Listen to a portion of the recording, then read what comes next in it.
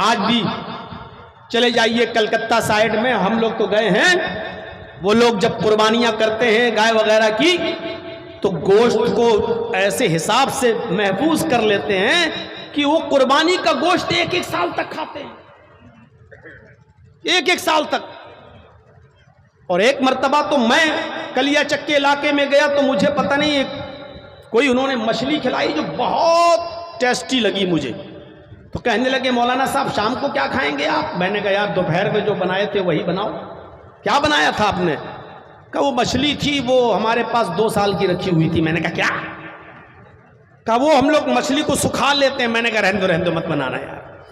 अब सुन लिया कि 2 साल पुरानी मछली उन्होंने मुझे खिलाई थी, तो अब दिल नहीं हुआ, तो मछली को सुखा लेते हैं और 2-2 साल तक खाते हैं। तो अरब के अंदर भी ये दस्तूर था, गोश्त के बड़े बड़े टुकड़ों में नमक लगाकर मसाला वसाला लगाकर धूप में सुखा लिया जाता और उसको महीनों रखा जाता था। जरूरत पड़ी थोड़ा सा काटा और पका लिया। इसको कदीद कहते हैं अरबी जबान में, कदीद। आप गौर करो, एक देहाती अल्लाह के नबी के पास आया, एक देहाती, और अपने गांव की कुछ शिकायत लेकर आया और अल्लाह के नबी के सामने खड़ा है और कुछ बोलना चाहता है ऐसे, और नबी को देखता, मोहम्मदुर रसूलुल्लाह को देखता तो ऐसे कांपने लगता, थर्राने लगता। देखिए बेचारे, पहले आप लोग बीच में बैठ जाएंगे फिर बाद में उड़ उड़ के भागने लगते हैं। शुगर तो नहीं है? तो शुगर वालों को ज़्यादा पेशाब आता है, तो डिस्टर्ब ना करें तो ज़्यादा अच्छा है भाई। जब बहुत ज़्यादा ज़रूरी हो, निकलने वाला हो, तब आप भागिए। अगर कंट्रोल कर सकते हो तो बैठे रहिए यार, डिस्टर्ब मत करिए भाई। तो मेरे भाइयों गौर से सुनिए इस बात को। वो आया अल्लाह के नबी से कुछ कहना चाहता है, इब्ने माजा की रिवायत, लेकिन वो जैसी कहता अरे अल्लाह के नबी, डरने लगता, कांपने लगता। आप समझ गए ये बेचारा मुझसे आंखें नहीं मिला पा रहा है, ये डर रहा है मुझसे। तो अल्लाह के नबी उठे और उठने के बाद उसका कांधा पकड़ा, ये दोनों कांधे, और कांधा पकड़ कर कहा ला तखफ अना इब्नु इम्रातिन ताकुलुल कदीद। मेरे भाई क्यों डर रहे हो? मत डरो। इन्नी लस्तु बिमलक, मैं कोई बादशाह नहीं हूं, मैं कोई बादशाह नहीं हूं, किसी मुल्क का हुक्मरान नहीं हूं। क्यों डर रहे हो तुम मुझसे? इन्नी लस्तु बिमलिक, मैं कोई बादशाह नहीं हूं, मैं हाकिम वक्त नहीं हूं। अना इब्नु इम्रातिन ताकुलुल कदीद, इस जुमले पर गौर कीजिए। आपने उससे कहा तुम अपनी बात खुलकर बोलो, क्या कहना चाहते हो? मैं भी एक ऐसी औरत का बेटा हूं, मुझे भी एक ऐसी औरत ने पैदा किया है अपने पेट से, मुझे भी एक ऐसी औरत ने जना है जो सूखे हुए गोश्त के टुकड़े खाती थी।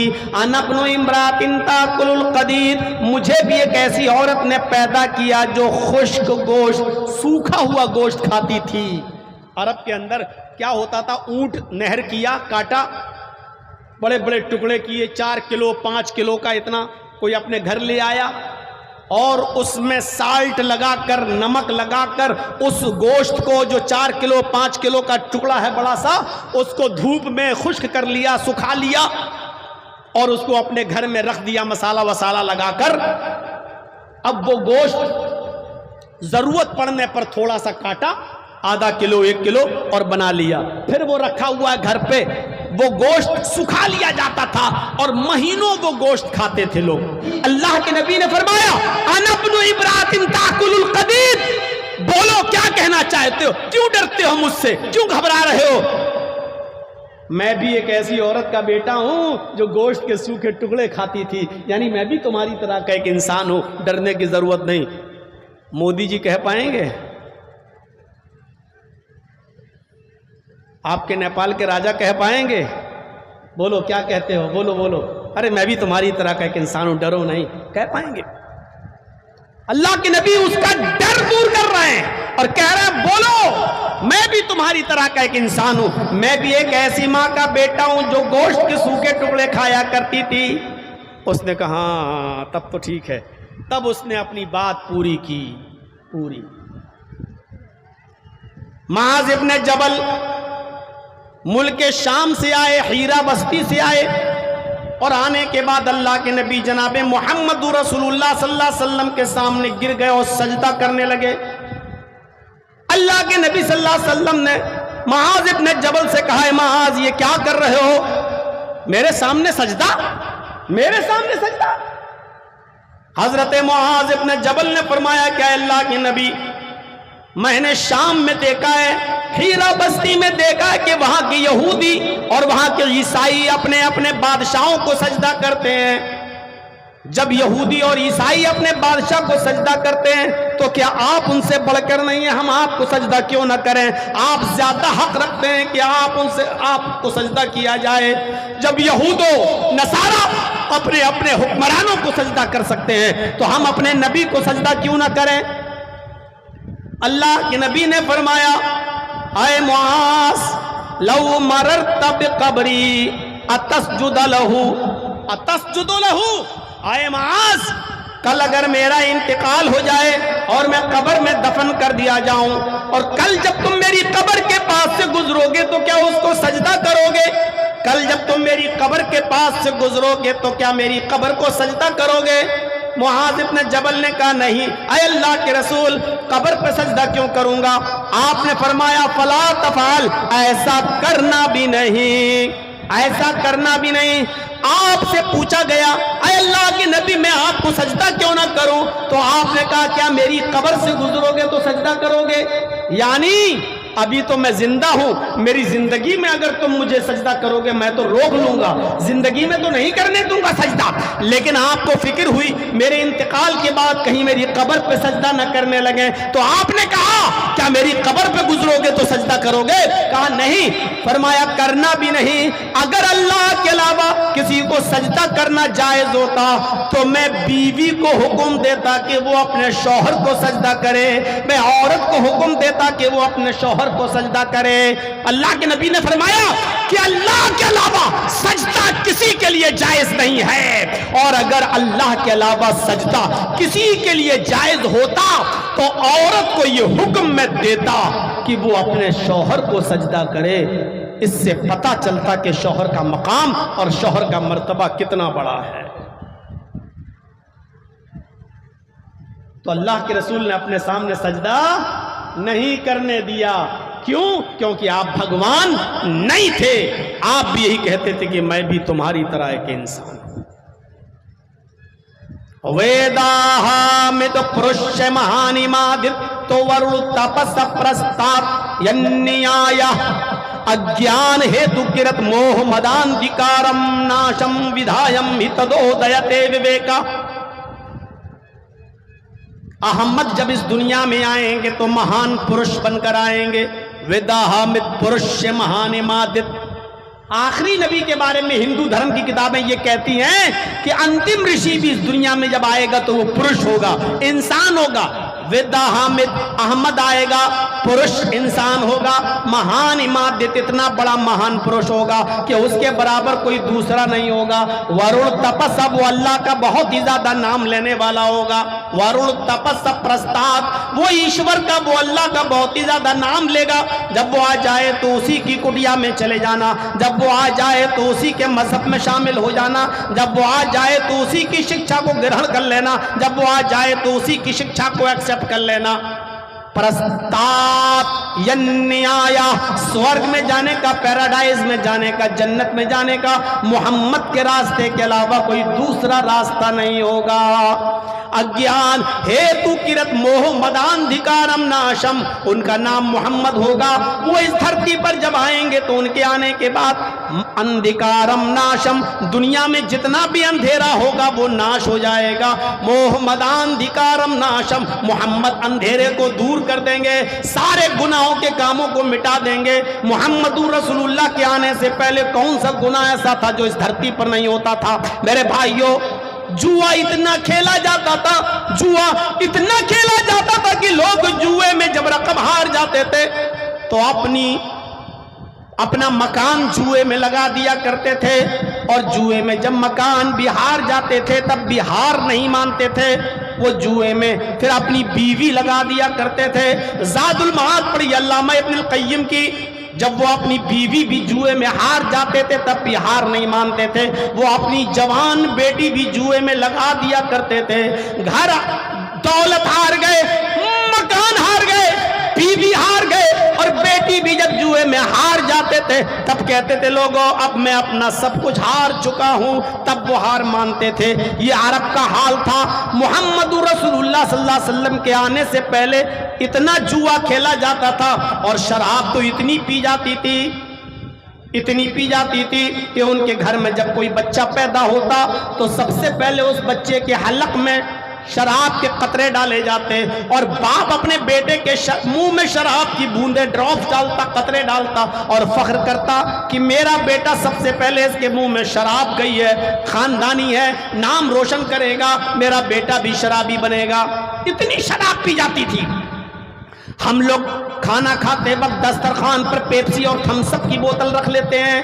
अरब के लोग जब खाना खाते थे तो दस्तरखान पर पानी की जगह पर शराब की बोतलें रख लिया करते थे, और जब खाना खाकर खाने का लुकमा अटक जाता था तो बजाय पानी पीने के वो शराब से उतारते थे। शराब इतनी पीते थे कि शराब के नशे में वो भूल जाते थे कि मेरी बीवी कौन है और मेरी बेटी कौन है। मुस्नद अहमद की रिवायत के मुताबिक एक सहाबी ने जब शराब हराम नहीं हुई थी तो इतनी शराब पी ली कि शराब के नशे में वो अपनी बेटी का हाथ पकड़ लिए। नौजवानों, ये शराब कितनी बुरी चीज है। ये नेपाल के हर चप्पे चप्पे पर और कोने कोने पर मिलती है। मैं भी 2 साल नेपाल की सरजमीन पर पड़ा हूँ। सिराजुल्लूम में झंडा नगर में मैं रहा हूँ। मुझे मालूम है, नेपाल का चप्पे चप्पे से वाकिफ हूँ और उसकी पूरी हिस्ट्री मुझे मालूम है। पान की दुकानों तक में शराब खुलेआम बिकती है। ये शराब जब हराम नहीं हुई थी तो एक सहाबी ने ये शराब जब पी ली तो शराब के नशे में वो भूल गए कि बीवी कौन है और बेटी कौन है। उन्होंने बेटी का हाथ पकड़ लिया और उसी को खींच कर वो बंद कमरे में ले जाने लगे। बीवी को पता चला, दौड़ती हुई आई, उसने अपनी बेटी को छुड़ाया और शौहर को धक्का देकर कमरे में बंद कर दिया। 2-4-5 घंटे के बाद जब शौहर के शराब का नशा उतर गया तब उसने अंदर से दरवाजा खटखटाया। बीवी ने दरवाजा खोला तो बीवी को पीटने लगा। बीवी पीटने के बाद कहती है, मेरे हस्बैंड तुमने मुझे क्यों मारा? का तूने मुझे कमरे में क्यों बंद कर दिया था? का तुमने शराब पी रखी थी? शौहर ने कहा, मैं तो शराब पीता ही हूँ, आज पी ली तो क्या हुआ कि आज तुमने कुछ ज्यादा ही पी ली थी। शौहर ने कहा, अरे कभी कम कभी ज्यादा, ये तो होता ही रहता है, अगर ज्यादा भी पी ली तो क्या हुआ? बीवी ने कहा, आज इतनी पी ली कि बीवी में और बेटी में फर्क भूल गए, कौन बेटी है और कौन बीवी, ये आप अंतर भूल गए और बजाय बीवी के बेटी का हाथ पकड़ लिया। अगर मैं वक्त पर नहीं आती तो आप बेटी के साथ मुंह काला कर बैठते। इतना सुनना था कि वो सहाबी जमीन पर लात मारते हैं, आसमान पे नजर डालते हैं और चीख कर कहते हैं, अय अल्लाह, ये दिन सुनने से पहले मैं जिंदा कैसे हूँ? काश ये जमीन फट जाती और मैं धंस जाता और मैं मर जाता। अब मैं अपनी बेटी के सामने कौन सा चेहरा लेकर आऊंगा? अब मैं अपनी बेटी के सामने कौन सा चेहरा पेश करूंगा? मेरी बेटी मेरे बारे में क्या सोचेगी? उसके बाद कहते हैं कि अल्लाह तू गवाह रहना, आज के बाद मैं शराब को हाथ नहीं लगाऊंगा, आज के बाद मैं शराब नहीं पीऊंगा। नौजवानों, जब ये शराब हराम नहीं हुई थी, एक हल्का सा नुकसान देखा और इस शराब के नुकसान को देखकर सहाबी ने शराब अपने ऊपर हराम कर ली और हाथ न लगाने की कसम खा ली। जब शराब हराम नहीं हुई थी तो लोग छोड़ देते थे, और जब ये शराब तुम्हारे नबी ने हराम कर दी तो इससे कितना बचना चाहिए, इससे कितना परहेज करना चाहिए, इससे हमें कितना दूर रहना चाहिए। ये शराब इंसान की अकल को ढांप लेती है और इंसान की अकल से बड़े और छोटे की तमीज शऊर को निकाल देती है। शराब के नशे में आप घर में घुसेंगे, आप अपनी माँ को गाली देंगे, आप अपनी बहन को गाली देंगे। आपकी नजर में माँ माँ नहीं, बाप बाप नहीं, बीवी बीवी नहीं, बहन बहन नहीं। शराब के नशे में आप भूल जाएंगे। शराब छोटे और बड़े की तमीज को भुला देती है, अकल को खराब कर देती है। इसलिए नौजवानों, शराब को हाथ मत लगाओ। अरब की सरजमीन पर शराब इतनी पी जाती थी कि लोग शराब के नशे में बजाय बीवी के बेटी का हाथ पकड़ लेते थे। जुए की कैफियत तो मैंने बता दी, जिनाकारी आम थी, कोई बुराई नहीं थी, बल्कि निकाह ही ऐसा होता था। बुखारी पढ़िए किताबुल जनाइज में, ज़माने जाहिलियत के निकाह की फहरिस्त है। एक आदमी निकाह करके लाता था, बीवी मेरी निकाह करके लाया, लेकिन वो उसके साथ शबे जुफाफ नहीं मनाता था। पहली रात अपनी बीवी को लेकर आया, लेकिन अपनी बीवी के साथ पहली रात नहीं सोता था। नहीं नहीं नहीं, शादी तो मैंने कर ली, बीवी तो ले आया, लेकिन वो अपनी बीवी को किसी दूसरे नौजवान के, अपने दोस्त के हवाले कर देता। लो इसको ले जाओ, इसको अपने पास रखो, और जब ये हामिला हो जाए, तुमसे प्रेग्नेंट हो जाए, पैदा होगा। ऐसा करने से बच्चा नेक पैदा हो। दूसरा निकाह ऐसा था, 3, 4, 5, 6, 3 से ज्यादा और 10 तक आदमी एक ही औरत के पास जाते थे और उससे हम बिस्तर होते थे, जिना करते थे। कभी 3, 4, कभी 5, कभी 6, कभी 7, कभी 8, 9, 10 से ज्यादा नहीं। एक ही औरत के पास जाते, पूरे साल उससे मिलते, जिना करते उसके साथ। और जब इस औरत के कोई बच्चा पैदा होता तो ये सबों को बुलाती, जितने लोग इसके पास गए होते ये सबको बुलाती और कहती, तुम भी आए मेरे पास, तुम भी आए, तुम भी आए, तुम भी आए, तुम सबने मेरे साथ क्या किया ये तुम सबको मालूम है। सब लोग कहते हाँ मैं जानता हूं। अब ये मेरे बच्चा पैदा हुआ है, अब इस बच्चे को मैं बाप दूंगी और मैं इस बच्चे की मां बनूंगी, तो इस बच्चे का एक बाप भी होना चाहिए। पता नहीं ये किसका बच्चा है, क्योंकि उससे तो 10 लोग मिले हैं, पता नहीं ये किसका बच्चा है। लेकिन वो औरत को इख्तियार होता, वो उस बच्चे को उठाती और उन 10 लोगों में से जिसकी गोद में रखना चाहती रख देती। ये लो, अब उन 10 में से जिसकी गोद में बच्चा रख देती, ये उसी का बच्चा मान लिया जाता, ये उसकी बीवी हो जाती, वो उसका हस्बैंड, उसका शौहर हो जाता। वो उठता और उस बच्चे को और इस औरत को लेकर चला जाता, भी उसकी बीवी हो गई, वो उसका बच्चा हो गया। उन 9 लोगों के ऊपर कोई गिरफ्त नहीं, वो आजाद। ये शादी का दूसरा तरीका था। इस तरीके से शादियां होती थी मोहम्मद रसूलुल्लाह के आने से पहले, नबी के इस दुनिया में आने से पहले इस तरीके से शादियां होती थी। खाने काबा का औरतें बिल्कुल बरहना होकर, नंगी होकर तवाफ करती थी। एक भी कपड़ा उनके जिस्म पर नहीं होता था। जैसे कोई बच्चा मां के पेट से पैदा होता है बिल्कुल नंगा होता है, ऐसे ही औरतें खाने काबा का बिल्कुल नंगी होकर तवाफ करती थी, बरहना होकर तवाफ करती थी। उनके जिस्म पर कपड़े का एक भी तार नहीं होता था। पढ़िया रहीकुल मखतूम मौलाना सफीउर रहमान साहब मुबारकपुरी रहमतुल्लाह अलैह की ज़माने जाहिलियत में जो बुराइयां थी उनमें एक बुराई ये भी थी कि औरतें खाने काबा का बिल्कुल बरहना होकर और नंगी होकर तवाफ करती थीं। उन औरतों को कपड़ा पहनने का अधिकार नहीं था, उन औरतों को कपड़ा पहनने का हक हासिल नहीं था। लड़के के घर खाओ ना, नहीं साहब, लड़की के बाप ने कह दिया था लड़के के बाप से कि आप 300 आदमी ला सकते हो। तुम लड़की के बाप की मजबूरी को उसकी इजाजत कह रहे हो? शर्म नहीं आती तुम्हें? तुमने कहा था कि हमारे रिश्तेदार सब जोड़कर 250-300 बन रहे हैं, तब उसने इजाजत दी कि ले आओ। तुम लड़की के बाप की मजबूरी को इजाजत कहते हो, शर्म नहीं आती? उस 300 आदमियों को खिलाने के लिए बकरा, चिकन, मटन, मछली, मुर्ग, अंडा, नाश्ता, ये सब कराने के लिए उसने बैंक से लोन लिया है। 30 सालों से जर्जीस तकरीरें कर रहा, 30 सालों से।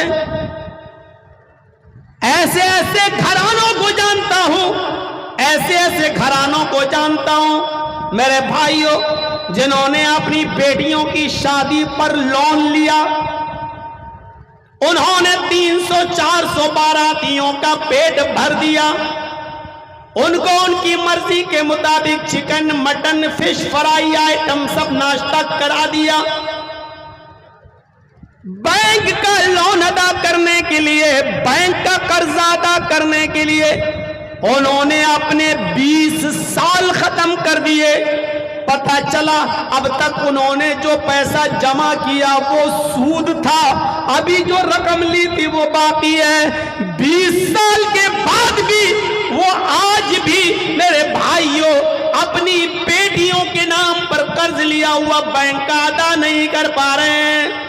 20 साल से जो जमा किया है वो सूद में गुजर गया, मूलधन अभी बाकी है। और बेगैरतो लड़की वालों के यहाँ किस मुंह से खाने चले जाते हो? तुम्हारा कलेजा कितना बड़ा है? तुम लड़की के घर बैठकर कैसे अपने हलक से पानी उतार लेते हो? तुम चिकन और मटन का आइटम कैसे उतार लेते हो? तुम्हारे पेट में जाने के बाद कैसे वो हजम हो जाता है? तुम्हारी गैरत क्यों नहीं जाती? तुम्हें शर्म क्यों नहीं आती? तुम लड़की वाले के यहाँ कैसे खा लेते हो? तुम्हें हया क्यों नहीं आती? तुम्हें शर्म क्यों नहीं आती? आज भिगो भिगो के मारूंगा तुम्हें। कैसे लड़की वाले क्या ठूस लेते हो? शर्म नहीं आती तुम्हें? कैसे तुम्हारी इज्जत गवारा कर लेती है? अरे मौलाना साहब हम क्या ठूस लेते हैं, मौलवी साहब भी तो ठूस लेते हैं। मौलवी तो सबसे पहले चला जाता है। साहब उसको तो 1000 रुपया मिलेगा निकाह पढ़ाने का। अब तो ज्यादा हो गया ना? कितना? 10,000? कितना? 12 नेपाली 12। हमारा ही इलाका ठीक है भैया, आप लोग तो बहुत आगे बढ़ गए। 12,000 निकाह पढ़ाने का। ठीक है चलो मौलवी को आप दे रहे हैं, अब आप कहोगे लो मौलवी के नाम पे आई तो कितनी जल्दी मौलाना साहब ने अपनी बिरादरी को बचा लिया, कितनी जल्दी बचा लिया। मेरे भाइयों मैं इसको बचा नहीं रहा हूं, मैं ये कह रहा हूं इन सारे उलमा को अब मीटिंग करनी चाहिए और तय कर लेना चाहिए कि जिस जगह पर ये 200, 250, 300 आदमियों की बारात होगी उस जगह हम निकाह पढ़ाने नहीं जाएंगे। ये बारात का सिलसिला खत्म होना चाहिए, जहेज की डिमांड खत्म होनी चाहिए। जिस जगह पता चल जाए कि लड़के वाले ने बाइक मांगी है, मौलवी को चाहिए उस जगह निकाह न पढ़ाए। नहीं पढ़ाऊंगा मौलाना साहब, मैं नहीं जाऊंगा, दूसरा पढ़ा देगा। उसका बाइकाट करो जो दूसरा पढ़ाने जा रहा है। यह चीज होनी चाहिए। शादियों को आसान करो। अल्लाह के नबी जनाब मोहम्मद रसूलुल्लाह सल्लल्लाहु अलैहि वसल्लम ने इन तमाम चीजों में आसानियां पैदा फरमाई। ये दीन जहां दीन तौहीद है, ये दीन जहां दीन रिसालत है, ये दीन जहां अंधेरों को और बुराइयों को खत्म करता है, ये दीन जहां बेशर्मी और बेहयाई को खत्म करता है, ये दीन वहीं पर आसानियां भी पैदा फरमाता है। ये भागकर शादी, कोर्ट मैरिज कर ली, नहीं होगा जब तक लड़की का वली तैयार नहीं। लड़की का वली उसका बाप है, अक्लमंद है, दानिशमंद है, होश में है, हवास में है, तो अपने बाप की मौजूदगी में चचा भी इजाजत नहीं दे सकता, बाप ही वली बनेगा। हाँ, बाप अगर पागल है, मजनू है, दीवाना है या बीमार है और उसको कोई दिमाग काम नहीं कर रहा या बाप मर गया, तब लड़की का चचा वली बनेगा, उसका भाई वली बनेगा। बाप नहीं है, भाई नहीं है, कोई नहीं है, या लड़की माँ बाप छोड़कर इस्लाम ले आई, माँ बाप ने उसको घर से बेदखल कर दिया, वो अकेली है, इस्लाम ले आई, तो निकाह पढ़ाने वाला काजी उसका वली बनेगा, लेकिन बगैर वली के निकाह नहीं करेगी। वली उस वक्त भी चाहिए, चाहे वो कोई भी हो। अगर वो गैर मुस्लिम से इस्लाम लाती है तो उसका भी वली चाहिए, उसका बाप इजाजत नहीं देगा, ये इस्लाम छोड़ने के लिए तैयार नहीं है, तो जर्जीस साहब अगर निकाह पढ़ाएंगे तो जर्जीस उसके वली बनेंगे, लेकिन वली के बगैर फिर भी औरत निकाह नहीं कर सकती है, उसको उस वक्त भी वली की जरूरत पड़ेगी। समझ लिया? हमारे इंडिया की तरह नहीं, अब तो गैर मुस्लिमों के साथ एक साल में 10,000 लड़कियां पूरे हिंदुस्तान के अंदर, इंडिया का ये परसेंटेज सामने आया है, एक साल में 10,000 लड़कियां गैर मुस्लिम लड़कों के साथ शादियां कर, मंदिरों में और गुरुद्वारों में, चर्चों में मुस्लिम लड़कियां एक साल में 10,000, और ये मां बाप से बचकर कोर्ट में कर रही हैं, क्योंकि 18 साल के बाद हमारे मुल्क का कानून कहता है लड़की आजाद है, वो अपना अच्छा बुरा खुद सोच सकती है। ये हालात पैदा हो गए, इतनी आसानी है। अल्लाह के नबी ने कुरान की उन सूरतों को महर बनाकर निकाह कर दिया, ये आसानी है इस्लाम के अंदर। शादियों को आसान कर दो, इतना आसान कर दो, इतना आसान कर दो कि जिनाकारी मुश्किल हो जाए।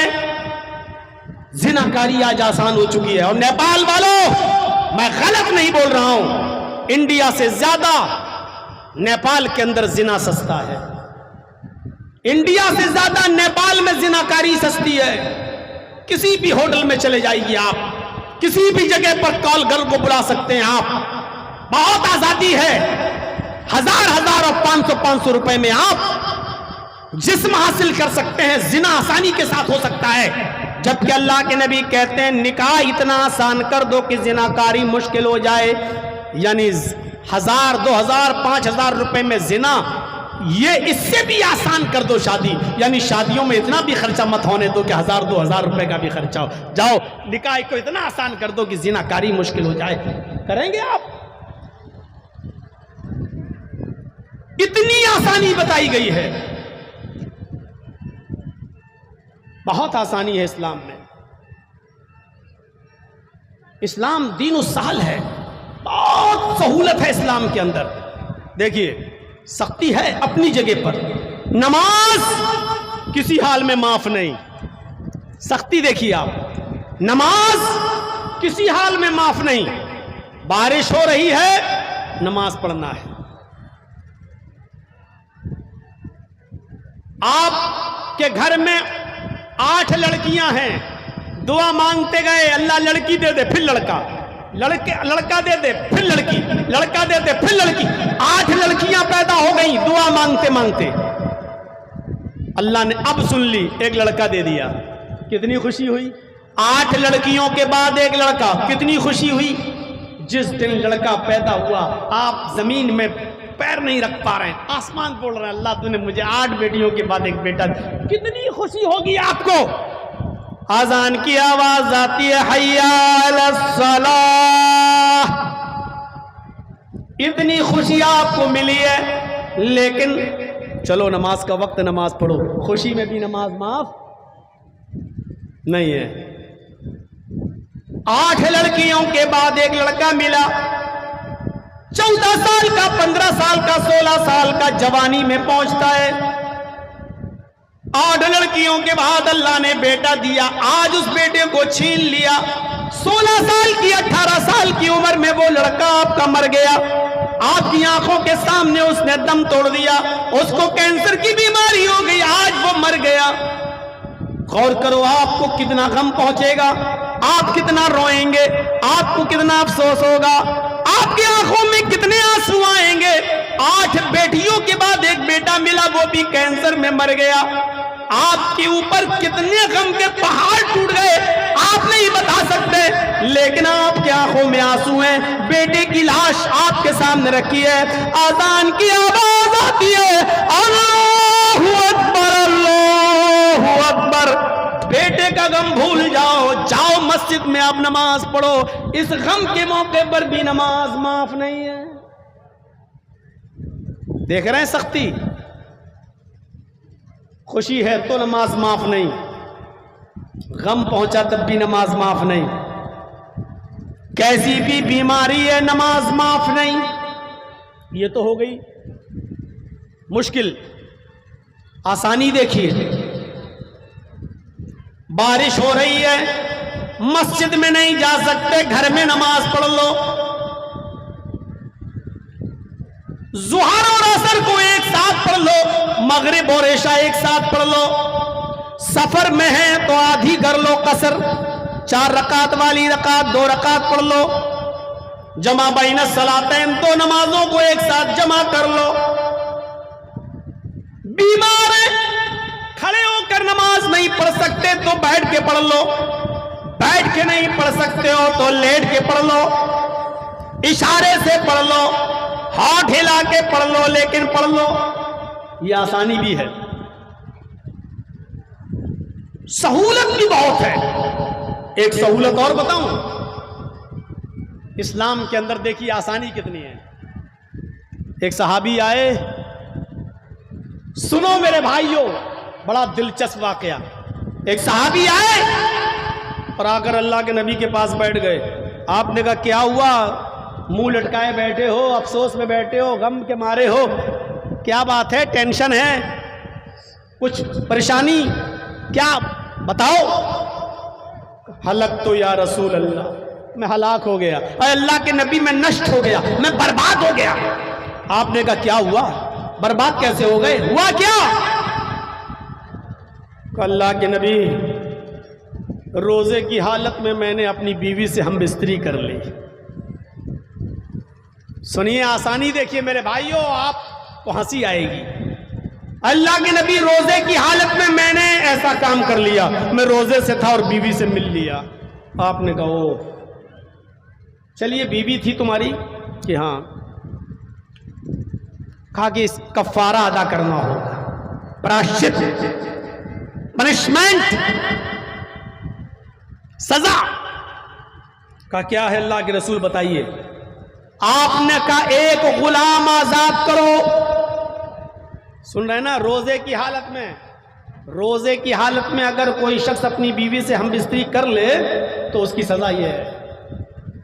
अगर शौहर की मर्जी थी और बीवी की मर्जी नहीं थी, शौहर की मर्जी थी और बीवी की मर्जी नहीं, बीवी मना कर रही थी लेकिन शौहर नहीं माना, तो सिर्फ शौहर ये सजा भुगतेगा, बीवी नहीं। लेकिन अगर बीवी की भी मर्जी थी, मियाँ और बीवी दोनों ने अपनी रजामंदी के साथ रोजे की हालत में हम बिस्तरी कर ली, तो ये सजा दोनों भुगतेंगे, शौहर भी और बीवी भी। अब सुन लीजिए, अल्लाह के नबी ने कहा कि पनिशमेंट है, सजा है। का क्या, का एक गुलाम आजाद करो। उस जमाने में गुलाम खरीदे जाते थे, बेचे जाते थे, तो आपने कहा एक गुलाम को खरीदो और आजाद करो। कहने लगा अल्लाह के रसूल, गुलाम को खरीद के आजाद करूं। कहा हाँ। आपने कहा, उस सहाबी ने कहा अल्लाह के रसूल, पूरी जिंदगी मुझे दूसरे की गुलामी करते हुए हो गई, मैं खुद दूसरे की गुलामी करता रहा, मेरे पास इतना कहाँ है कि मैं गुलाम खरीद के आजाद करूंगा।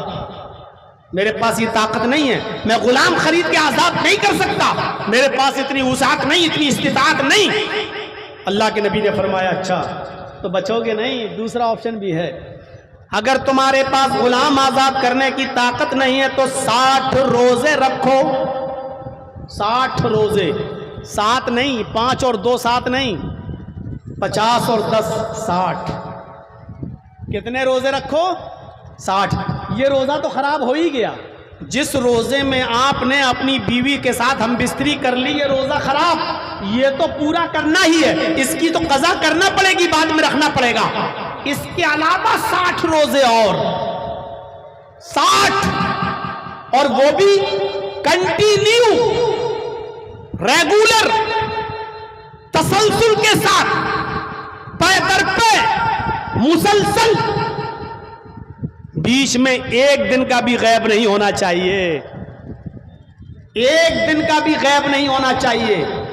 55 रोजे आपने रख लिए, 50 और 5 55 आपने रख लिए, थक गए, अच्छा एक दिन और सस्ता लेते, एक छोड़ दूंगा, कल 5 रह गए, मैं कल सस्ता लूं, उसके बाद पूरे कर लूंगा 5, एक दिन रेस्ट कर लूं। जहां आपने एक दिन का रेस्ट किया, एक रोजा छोड़ा, 55 रोजे बेकार। अब फिर से 1 से 60 रखो, कितनी सख्त सजा है। उसके साथ जो आपकी अपनी बीवी है, उसके साथ हम बिस्तरी कर ली तो, और जो दूसरों के साथ कर लेते हैं वो सोचें, जो दूसरी औरतों के साथ या दूसरी लड़कियों के साथ रोजे की हालत में जिना करें, वो अपने बारे में सोचें। ये अपनी बीवी के साथ अगर जिमा कर रहा है तो उसकी ये सजा है। हाँ, अगर बीमार हो गया, बुखार आ गया, बीमार हो गया, डॉक्टर ने कह दिया नहीं अब रोजा नहीं रख सकते हो, दवा खाना है, अगर बीमारी की वजह से छोड़ दिया रोजा तो कोई बात नहीं, तो जितने छूट गए उतने कोई बात नहीं, जितने रख लिए वो हो गए, जितने अब रह गए वो बाद में पूरे कर लो। लेकिन बिला किसी उज़्र के और बिला किसी बीमारी के अगर आपने छोड़ दिया तो अब तक जितने रखे सब बेकार, अब फिर से रखो आप 1 से 60।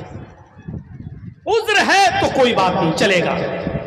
तो आपने देख लिया क्या कहा, 60 रोजे रखो मुसलसल, पे दर पे कंटिन्यू। कहने लगा अल्लाह के नबी कितने का, 60। पतला दुबला आदमी था, अल्लाह के नबी ये भी नहीं हो सकता। कहा क्यों? कहा एक रोजा तो रखा नहीं गया, एक रोजा रखा तो देखो अपनी बीवी से हम बिस्तरी कर बैठा, आप कह रहे हैं 60 रोजे रखो। एक रोजा तो रखा नहीं जा रहा, 60 रोजे कैसे रख लूंगा? एक रोजा तो रख के कंट्रोल नहीं कर पाया, बीवी से मिल बैठा, आप कह रहे हैं 60 रोजे नहीं कर पाऊंगा। अल्लाह के रसूल ये भी ताकत नहीं है मेरे अंदर। आपने कहा अच्छा रुको, एक और ऑप्शन है तुम्हारे लिए। का क्या? का 60 मिस्कीनों को खाना खिलाओ, 60 गरीब फकीर लोगों को, मिस्कीनों को, मोहताजों को खाना खिलाओ। हंसने लगा। आपने कहा क्यों, क्या बात है, 60 मिस्कीनों को खाना भी नहीं खिला सकते? कहने लगा अल्लाह के नबी आप 60 मिस्कीनों को खाना खिलाने की बात कर रहे हैं, आपको मेरा इतिहास मालूम नहीं है, आपको मेरी तारीख नहीं मालूम, आपको मेरा बायोडाटा नहीं मालूम, आपने मेरे बारे में मालूम नहीं किया। मैं मिस्कीन को, फकीर को खाना खिला पाऊंगा? अरे सुबह उठ जाऊं तो मेरे घर में नाश्ता नहीं बनता, शाम को कभी भूखा सोना पड़ता है, मेरे घर में 2 टाइम का खाना हमें नहीं मिलता, मेरी बीवी को नहीं मिलता, 60 मिस्कीनों को हम खाना खिलाएं? आए अल्लाह के नबी अगर सुबह खा लूं तो शाम को भूखा सोता हूं, शाम को खा लूं तो सुबह भूखा उठता हूं, खुद हमें अपने खाने के ठिकाने नहीं, हम 60 मिस्कीनों को खाना कहां से खिलाएं? 60 मिस्कीनों को खाना भी नहीं खिला सकता हूं मैं।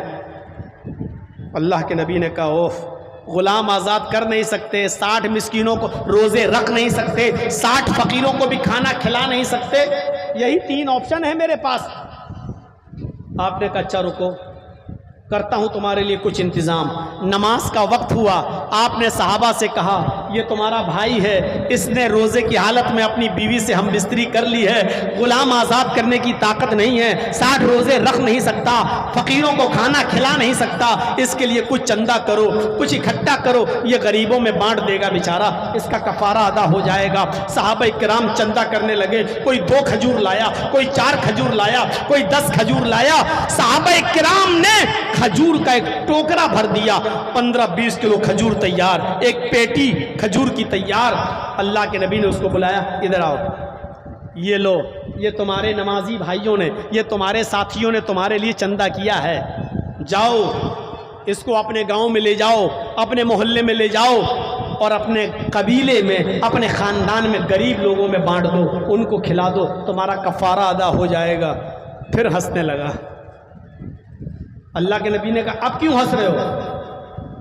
कहा किसका क्या करूं खजूरों का? कहा अपने गांव में, अपने कबीले में, अपने खानदान के गरीब लोगों को खिला दो, उनमें बांट दो। कहने लगा अल्लाह के रसूल, मैं उस अल्लाह की कसम खा के कहता हूं जिसके कब्जे में मेरी जान है, पूरे खानदान में, पूरे कबीले में, पूरे गांव में मुझसे ज्यादा गरीब कोई है ही नहीं। मेरे पूरे खानदान में मुझसे ज्यादा गरीब कोई नहीं है। जब उसने ये कहा तो अल्लाह के नबी के चेहरे पर मुस्कुराहट आ गई, आप हंस पड़े। आपने कहा अच्छा तुझसे ज्यादा गरीब कोई नहीं है? कहा नहीं। तू जा फिर तू ही खा ले और अपने बीवी बच्चों को खिला दे, तेरा कफारा अदा हो जाएगा, तेरा गुनाह खत्म हो जाएगा, जा। मेरे भाइयों, ये इस्लाम में सहूलत है, ये इस्लाम के अंदर कुशादगी है। जिसने जुर्म किया और जिसके लिए कफारा अदा करने के लिए गांव में चंदा हुआ, तो चंदे का मुस्तहिक भी सबसे ज्यादा यही निकला। इतना गरीब आदमी था। तो इस्लाम इस तरीके की सादगी पैदा करता है। तो जिन गरीब बच्चियों के पास कुछ नहीं है देने लेने के लिए, क्या उनका घर नहीं बसेगा? जिन नौजवानों के पास कुछ नहीं है खिलाने पिलाने के लिए, क्या वो बेचारे निकाह नहीं करेंगे? मेरे भाइयों, उनको निकाह करना चाहिए। अल्लाह ताला कहता कुरान में, इन यकूनु फुकरा, अगर तुम फकीर हो गए, युगनिहिमुल्लाहु मिन फज़लि, तो अल्लाह तुम्हें अपने फजल से रिस्क देगा, अपने फजल से तुम्हें रोजी रोटी देगा, अल्लाह तुम्हें अपने फजल से गनी कर देगा। ऐ लोगों, तुम निकाह कर लिया करो, अगर तुम फकीर हो गए तो अल्लाह तुम्हें गनी कर देगा, अल्लाह तुम्हें गनी कर देगा। यानी गरीब लोगों को भी निकाह कर लेना चाहिए। अल्लाह ने कहा अगर तुम गरीब हो गए, फकीर हो गए, तो निकाह के बाद अल्लाह तुम्हें गनी कर देगा, अल्लाह तुम्हें बेनियाज कर देगा, अल्लाह तुम्हें सारी चीजों से नवाज देगा, तुम्हें जरूरत ही नहीं पड़ेगी। लालच मत कीजिए, लालच। मोह मदांधिकारम नाशम विधायम, मोहम्मद आएंगे सारे अंधेरे को नाश कर देंगे। अल्लाह के नबी सल्लल्लाहु अलैहि वसल्लम जब आए तो आपने जुए को हराम करार दे दिया, शराब की हुर्मत का ऐलान कर दिया, औरत को इज्जत दी।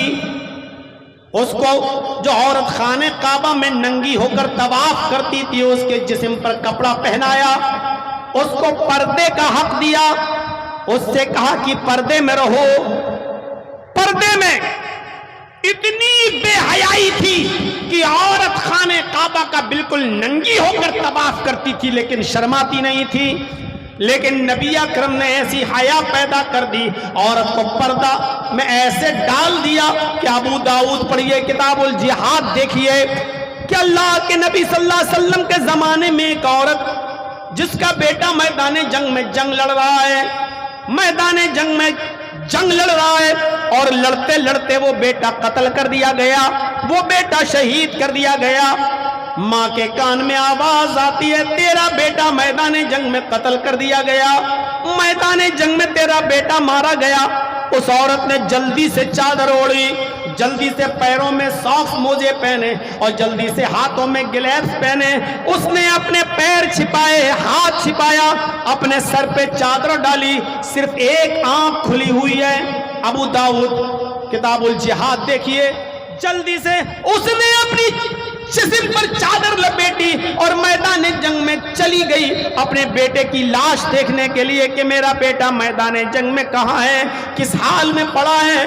मैदान जंग में जाती है तो चीख कर कहती है, आई नबनी, आई नबनी, मेरा बेटा कहाँ है, मेरा बेटा कहाँ है। लोगों ने कहा तुम कौन हो? उसने कहा मैं उस बच्चे की माँ हूँ जो मैदान जंग में कत्ल कर दिया गया, मेरा बेटा मैदान जंग में मार डाला गया, मैं अपने बेटे को देखने आई हूं।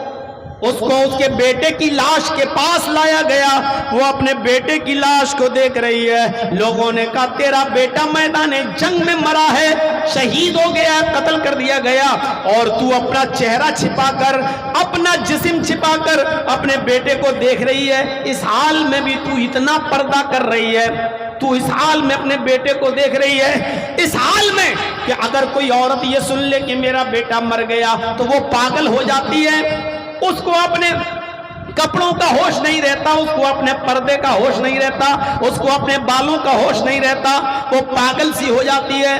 और तूने सुना कि मेरा बेटा मैदान जंग में शहीद हो गया, और तू कपड़े में मलबूस छिपी हुई, चेहरा छिपाकर इस हाल में अपने बेटे को देख रही है, इस हाल में तेरा बेटा शहीद पड़ा है और इस हाल में भी तू इतना पर्दा कि तेरा चेहरा तक नहीं दिख रहा है।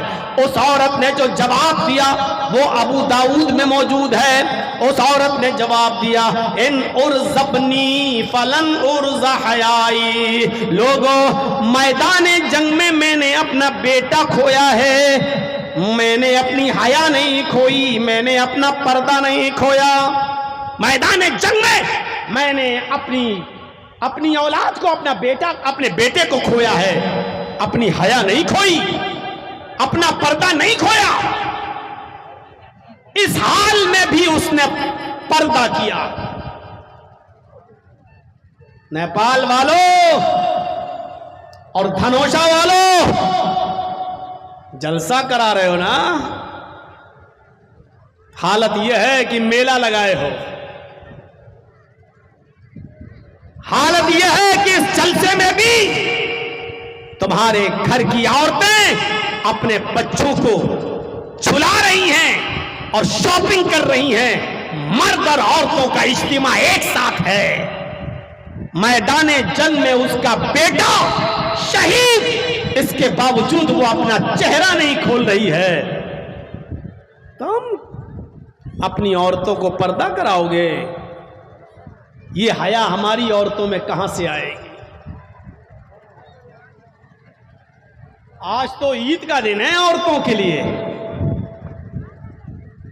हमें मर्द खामोश नजर आ रहे हैं, लेकिन औरतों की आवाज अभी तक स्टेज पे आ रही है।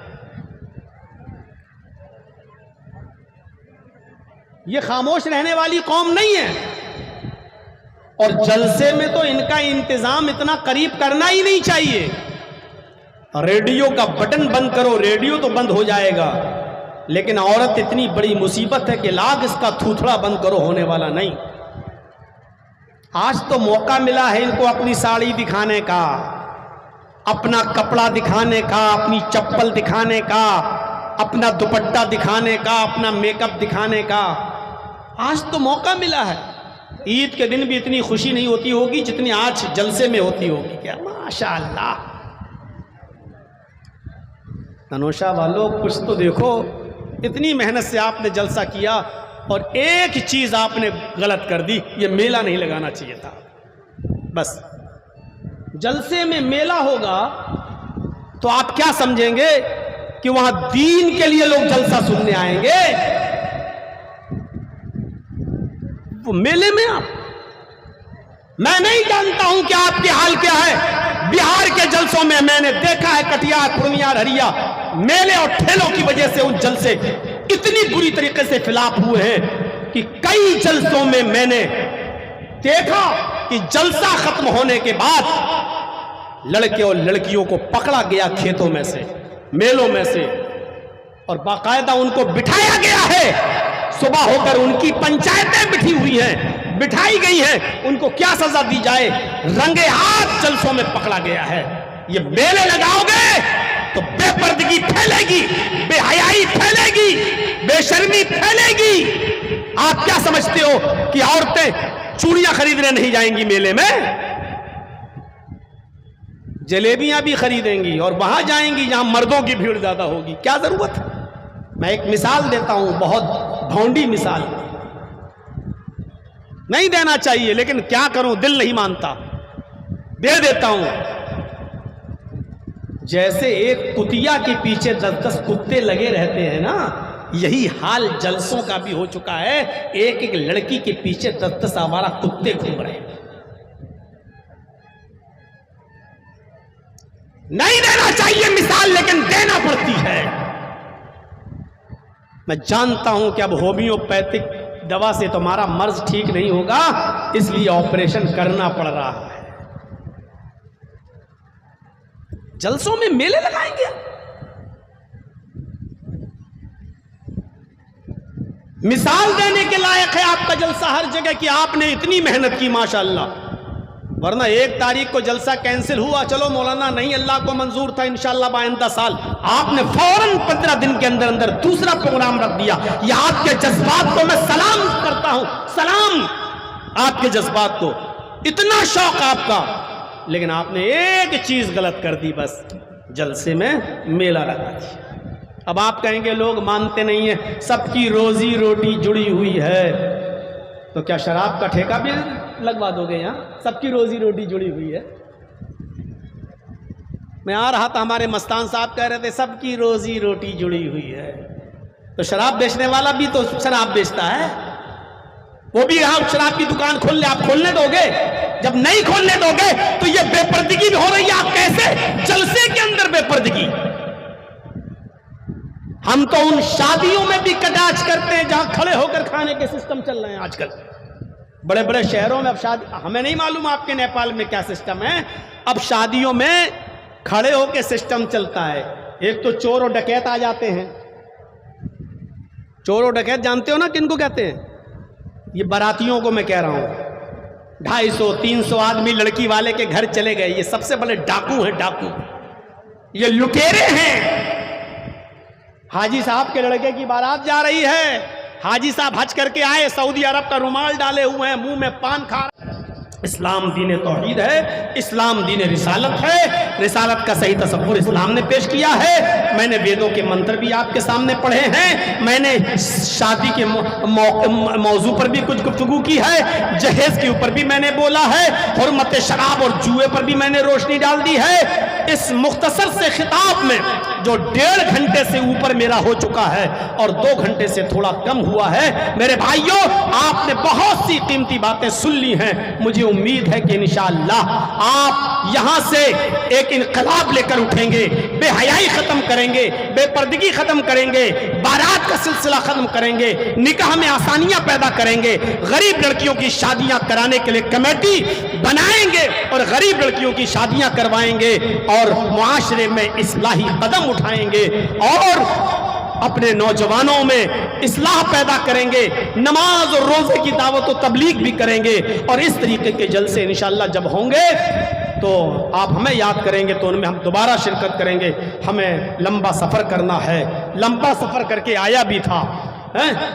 कल मेरा प्रोग्राम मेरठ में था, भापड़ में था, ये टियाला में, और वहां से रात में 2 बजे प्रोग्राम खत्म किया और उन लोगों ने मुझे फौरन एयरपोर्ट छोड़ा दिल्ली, और 4 बजे से मैं दिल्ली बैठा हूं एयरपोर्ट पर। यकीन मानिए 9 बजे की फ्लाइट थी, लेकिन एयरपोर्ट पे इसलिए पहले पहुंच गया, कहीं जलसे वाले सो गए तो हमें पहुंचा नहीं पाएंगे। 9 बजे की फ्लाइट पकड़ के दरभंगा आया, दरभंगा से फिर मैं उमगांव आया और यहाँ पहुंचा, फिर आपकी बस्ती में पहुंचा, और अभी मुझे सफ़र फिर करना है। और दरभंगा से 6 बजे की मेरी ट्रेन है, ये पकड़ के मुझे फिर निकलना है और लखनऊ पे पहुंचना है। मेरे भाइयों मेरी गुजारिश है कि मैंने जितनी देर आपके सामने खिताब किया है, आप एक इबरत हासिल करके जाएंगे यहाँ से और इंशाअल्लाह अपने समाज और सोसाइटी में इस्लाह पैदा करेंगे और अपने बच्चों के अंदर दीनी उत्साह उनके अंदर जगाएंगे, अपने बच्चों में दीनी इनकलाब पैदा करेंगे, अपने अंदर भी आप इनकलाब लाएंगे। हम अल्लाह से दुआ करते हैं कि बारे अल्लाह हमारी शादियों में आसानी पैदा फरमा दे, जुए, शराब, बेपर्दगी और जिनाकारी से हमारे मुआशरे को पाको साफ कर दे। इलाहुल आलमीन शादियों में आसानियां पैदा फरमा दे। जो लड़के बैठे हुए हैं जिनकी शादियां नहीं हुई, अल्लाह उनको दीनदार लड़कियां अता फरमा दे, और जो बेटियां बैठी हुई हैं अल्लाह जिनकी निकाह नहीं हुए उनको दीनदार रिश्ते अता फरमा दे। बारे इलाह जब तक तू हमें जिंदा रख, इस्लाम पे जिंदा रखना, और जब हमारा खात्मा हो तो ईमान पर हमारा खात्मा फरमाना। वमा अलैना इल्लल बलागुल मुबीन व आखिरु दावाना अनिल हम्दुलिल्लाहि रब्बिल आलमीन। अस्सलामु अलैकुम व रहमतुल्लाहि व बरकातुहू।